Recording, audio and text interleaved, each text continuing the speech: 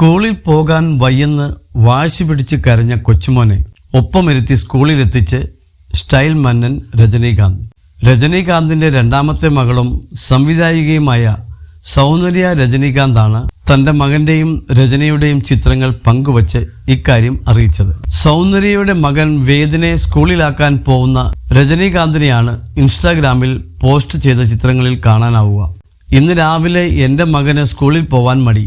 അപ്പോൾ അവൻ്റെ പ്രിയപ്പെട്ട സൂപ്പർ ഹീറോ താത്ത തന്നെ അവനെ സ്കൂളിലേക്ക് കൂട്ടിക്കൊണ്ടുപോയി.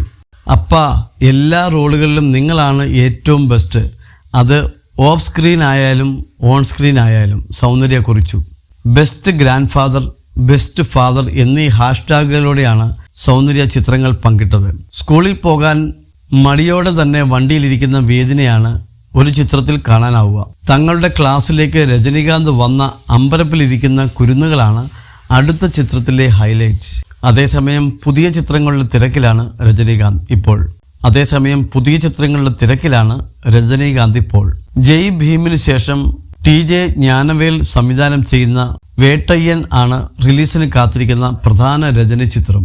അമിതാഭ് ബച്ചൻ, ഫഹദ് ഫാസിൽ, റാണ ദഗുബട്ടി എന്നിവരാണ് ഈ ചിത്രത്തിൽ മറ്റു പ്രധാന വേഷങ്ങളിൽ.